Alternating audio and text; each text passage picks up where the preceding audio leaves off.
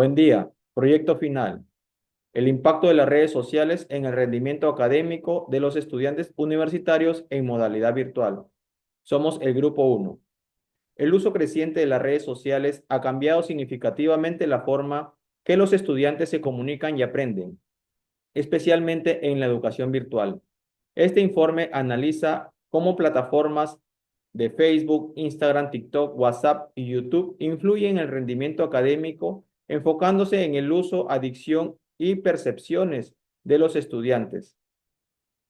Diversos estudios indican que los adultos jóvenes que usan más redes sociales tienden a distraerse con mayor facilidad, a comparación de los adolescentes que con mayor nivel de alerta constante presentan más problemas de concentración y suelen utilizar redes sociales con mayor frecuencia. El problema central de esta investigación es determinar de qué manera el uso de las redes sociales influye en el rendimiento académico de los estudiantes universitarios de modalidad virtual. Esta investigación es relevante porque analiza el impacto de la exposición constante a redes sociales en estudiantes universitarios. Su objetivo es mejorar las políticas educativas y hábitos de estudios, así como proponer estrategias pedagógicas adaptadas al entorno digital. Objetivos generales y específicos. El objetivo general es evaluar el impacto académico del uso de las redes de los estudiantes universitarios con el fin de determinar si su aplicación contribuye efectivamente a la mejora y el rendimiento de sus estudios. La investigación busca identificar las redes sociales más usadas por los estudiantes, determinando el tiempo diario que le dedican y analizar su percepción sobre el impacto de sus estudios. Conceptos estadísticos y básicos. La población a la cual se realizó la encuesta fueron estudiantes universitarios de la UTP en modalidad virtual, matriculados en cualquier ciclo académico durante el año 2025. Se aplicó una encuesta de una muestra de 82 estudiantes seleccionados aleatoriamente de diferentes carreras y ciclos.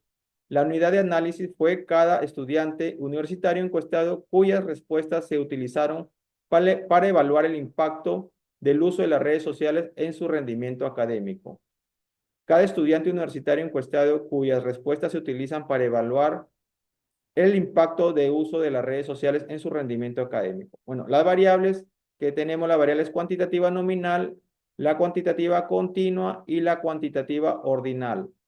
Los parámetros estadísticos para inferir medida de tendencia central, media, mediana, moda, medida de dispersión, varianza, desviación estándar, proporciones, uso académico versus recreativo, prueba de hipótesis, media y proporciones, intervalos de confianza. Los tipos de variables, bueno, como lo nombramos anteriormente, es la cuantitativa nominal, la cuantitativa continua y la ordinal. El cálculo de las muestras de estadística se realiza para asegurar que la muestra seleccionada sea representativa de la población total. Buenos días, mi nombre es Amaro y ahora hablaremos sobre las medidas de tendencia central y dispersión. En esta sección se analizaron las respuestas de los estudiantes con herramientas estadísticas como la media, mediana, moda, variancia y desviación estándar para variables claves que son el tiempo diario en redes sociales, el tiempo diario en tareas académicas y el promedio académico final. Bueno, en el uso de redes sociales podemos ver que el resultado, aunque el promedio es casi 4, hay mucha variación. Algunos usan menos de 2 horas, otros más de 6 horas. El uso de redes sociales no es uniforme. En el punto de tiempo dedicado a las tareas académicas, tenemos como resultado que existe alta variabilidad. Algunos estudiantes estudian poco tiempo, mientras otros se organizan mejor. En promedio académico final, obtenemos como resultado que a diferencia de las horas de estudio o redes, las notas son más estables.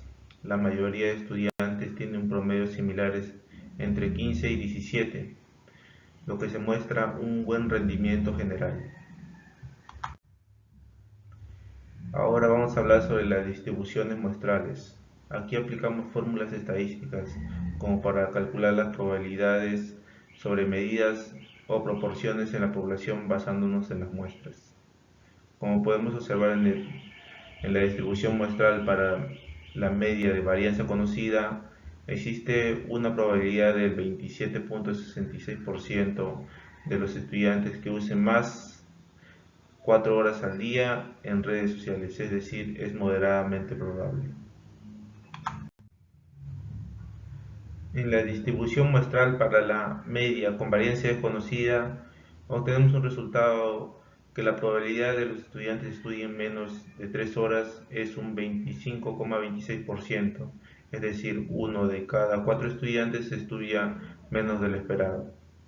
En la diferencia de medias con varianza conocida, no es muy probable, la mayoría es significativa, de 1 hora en promedio.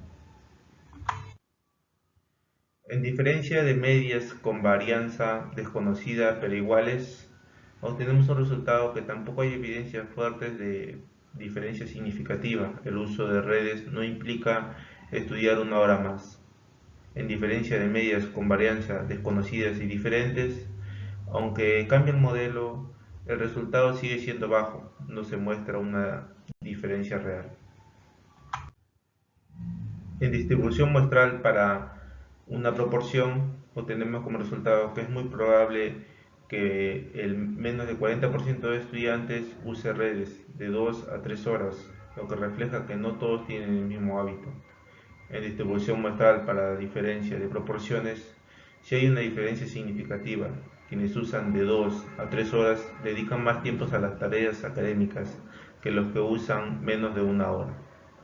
Para el intervalo de confianza con la diferencia de medias con una varianza desconocida diferentes, en el dato tenemos el tamaño de muestra de 55, las variables de 1.93, los promedios de 3.82 y, bueno, el nivel de significancia de 0.05. De ahí tenemos otro promedio de 3.134, con una muestra de 36 y una variable de 1.818. Paso 1 es utilizar la primera fórmula.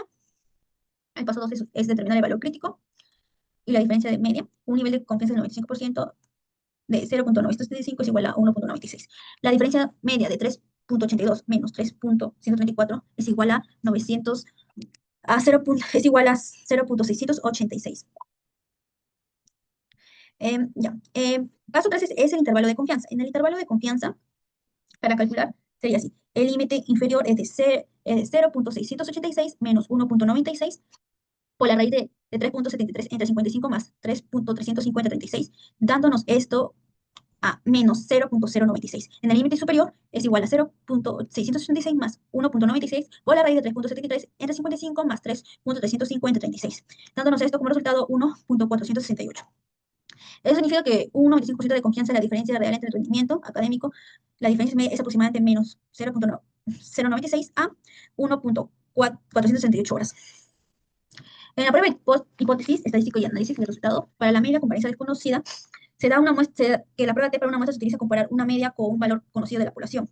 Una prueba T para 2 muestras se utiliza comparar las medias de 2 muestras independientes y a su vez estas muestras se dividen en 2. En muestras independientes y muestras apareadas. En las muestras independientes, las 2 muestras no están relacionadas entre sí. En cambio, en las muestras apareadas, las 2 muestras están relacionadas. Establecer la hipótesis nula y la hipótesis alternativa. En la hipótesis nula, la media de la población es igual al valor específico. En cambio, en la hipótesis alternativa, en una prueba bilateral, la media de la población es diferente a un valor específico. Y en una prueba unilateral a la derecha, la media de la población es mayor a un valor específico. Y en la prueba unilateral a la izquierda, la media de la población es menor que un valor específico. Bueno, aquí tenemos para seleccionar el nivel de significancia, para calcular el estadístico T, tenemos la siguiente fórmula. De ahí para la prueba T para 2 muestras independientes, donde CP es la desviación estándar agrupada. Y también tenemos la prueba T para 2 muestras apareadas, que se muestran en la imagen donde D es la media de diferencias entre las 2 muestras y CD es la desviación estándar de las diferencias. Y bueno, para determinar los grados de libertad, los grados de libertad también se varían según la prueba. Como dice ahí, se pueden apreciar la siguiente fórmula, donde como resultado, ¿no?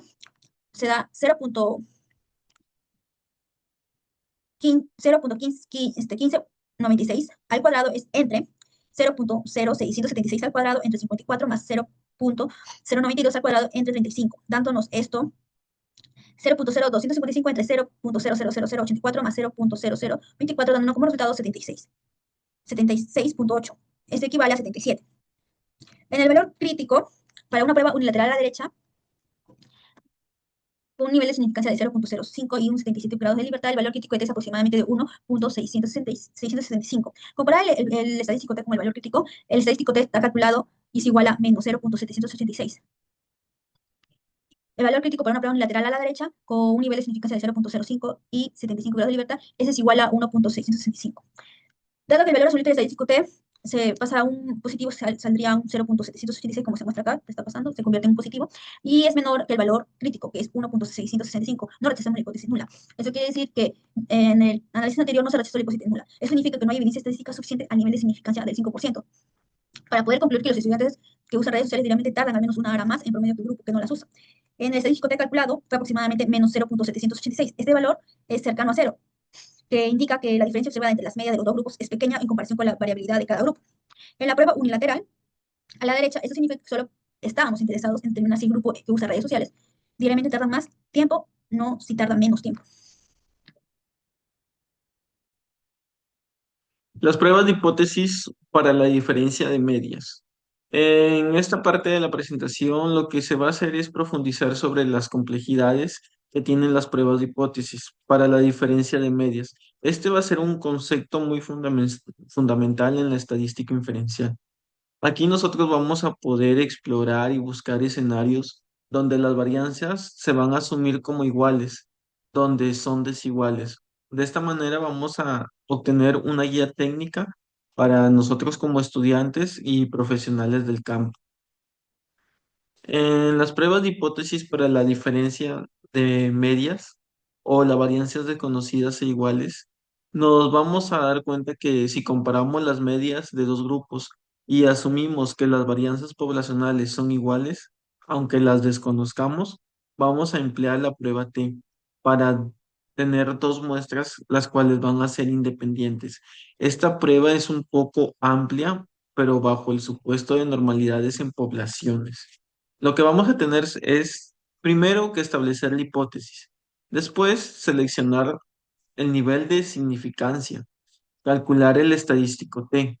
Aquí vamos a usar una fórmula específica para varianzas iguales, en donde vamos a incorporar la varianza combinada, determinar grados de libertad y valor crítico, y al final comparar y decidir. Las fórmulas del estadístico T para varianza igual es la que podemos ver en esta parte de la presentación, en donde x1 menos x2 sobre SP raíz de 1 sobre n1 más 1 sobre n2, donde SP va a ser la desviación estándar combinada, la cual se va a calcular con esta otra fórmula, en donde nos va a decir que la desviación estándar combinada va a ser igual a esta fórmula. Estos elementos nos van a asegurar que el estadístico T nos va a reflejar de una manera adecuada la diferencia entre medias, ajustadas, obvio, por la variabilidad dentro de los grupos. De esta manera vamos a asumir una varianza común. Los grados de libertad son un factor crítico para la precisión del cálculo del valor P. Las pruebas de hipótesis para la diferencia de medias van a ser cuando no vamos a poder asumir las varianzas poblacionales, por ejemplo. Aquí vamos a hacer la, la prueba de Welch. Esta prueba es más conservadora y no requiere el supuesto de homocedasticidad, lo que la hace aplicable en un rango más amplio de situaciones, donde vamos a tener lo que son la hipótesis, el estadístico T de Welch, los grados de libertad o la aproximación y el valor P y decisión, en donde vamos a comparar si P es mayor o igual a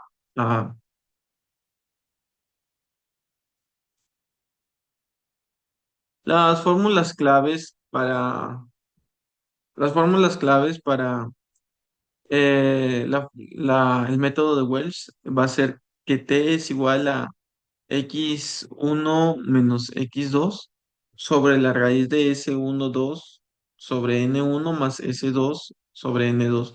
En esta fórmula del estadístico de T de Welch no se va a utilizar una varianza combinada, lo que la va a hacer adecuada para unas varianzas que sean desiguales. Consideramos las desviaciones muestrales y los tamaños de las muestras de forma independiente, o sea, no van a intervenir del uno del otro. Esta otra fórmula de GL esta fórmula va a hacernos también una aproximación de los grados de libertad, conocida como corrección de Satterweiss. Esta corrección es fundamental para obtener un valor P que va a ser más preciso al comparar las medias poblacionales con varianzas distintas. Estas fórmulas son esenciales para la correcta aplicación de la prueba de Wells, permitiendo así un análisis preciso de la diferencia de medias, incluso en condiciones de heterocedasticidad. En esta interpretación de resultados tenemos un caso práctico en el que el valor P para una prueba bilateral, el valor es aproximado de 0.5. Como conclusiones, tenemos justamente que basándonos en la investigación sobre el impacto del uso de las redes sociales en el rendimiento académico de estudiantes universitarios en modalidad virtual, podemos extraer las siguientes conclusiones. No existe una relación causal simple. El uso de redes sociales no determina automáticamente un bajo rendimiento académico. La relación es compleja y multifactorial. El tiempo dedicado a las redes sociales, el tipo de uso y las habilidades de gestión del tiempo son factores determinantes. Tenemos también el uso excesivo es perjudicial. Un uso excesivo de las redes sociales que interfiere con el tiempo dedicado al estudio se asocia con un menor rendimiento académico. Esto se debe a la distracción, la interrupción del flujo de trabajo y a la falta de concentración. Tenemos también lo que es el uso estratégico puede ser beneficioso. El uso de las redes sociales con fines académicos, investigación, colaboración, acceso a recursos educativos puede ser beneficioso y mejora el aprendizaje en mayor medida, ¿no? La adicción a las redes sociales es un factor de riesgo. La adicción a las redes sociales es un factor que incrementa significativamente la probabilidad de bajo rendimiento académico, debido a la dificultad para controlar el impulso de usar las redes sociales, incluso durante horas de estudio. Por último, tenemos lo que son las habilidades de gestión del tiempo, son cruciales. Los estudiantes con buenas habilidades de gestión del tiempo pueden integrar el uso de las redes sociales en su rutina diaria sin que afecte negativamente su rendimiento académico. Pasamos a la siguiente, que son las recomendaciones. En ello tenemos justamente la primera, que sería la educación en gestión del tiempo. Implementar programas educativos que enseñen a los estudiantes estrategias efectivas de gestión de tiempo para equilibrar el uso de las redes sociales con sus estudios. También tenemos el apartado de fomentar el uso académico de las redes sociales, que es promover el uso de las redes sociales como herramientas de aprendizaje, facilitando el acceso a recursos educativos y fomentando la colaboración entre estudiantes. También tenemos lo que es intervenciones para la adicción. Ofrecer un apoyo y recursos a los estudiantes que presentan justamente la adicción a las redes sociales, incluyendo terapia y programas de intervención. Investigación sobre el tipo de uso. Tenemos la parte que es el realizar más investigaciones que profundicen en el tipo de uso de las redes sociales y su impacto en el rendimiento académico, diferenciando entre uso académico y no académico. Considerar justamente también el contexto sociocultural. Los programas de intervención y las estrategias educativas deben considerar el contexto sociocultural de los estudiantes. Monitoreo y retroalimentación. Los educadores deben monitorear el uso de las redes sociales por parte de los estudiantes y proporcionar retroalimentación para ayudarles a gestionar su tiempo de forma efectiva. Y por último tenemos el desarrollo de habilidades digitales. Fomentar el desarrollo de habilidades digitales para un uso responsable y efectivo de las redes sociales. Bueno, y ahora paso a hablar algunas de las discusiones, a mi criterio justamente de las más importantes. Tenemos justamente más detalladas, pero bajo mi criterio vi que estas podrían ser las más resaltantes para esta discusión, ¿no?, que se tenía para el proyecto.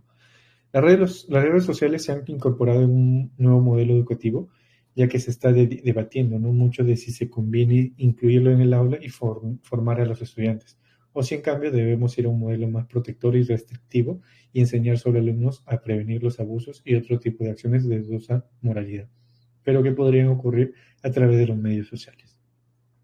Lo otro también es, tomando todos los beneficios en cuenta, las redes sociales de Internet actualmente representan un problema a futuro para la sociedad, debido a que cada día aumentan usuarios y gran parte de ellos no controla el tiempo de uso, creando así una adicción conocida como adicción a las redes sociales. Este concepto consiste en la incapacidad que representa un individuo para controlar el tiempo de uso de red de Internet.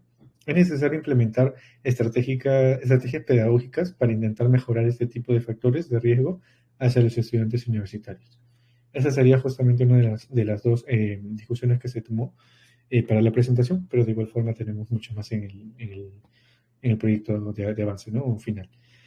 Y bueno, eso sería todo por la presentación. Muchas gracias.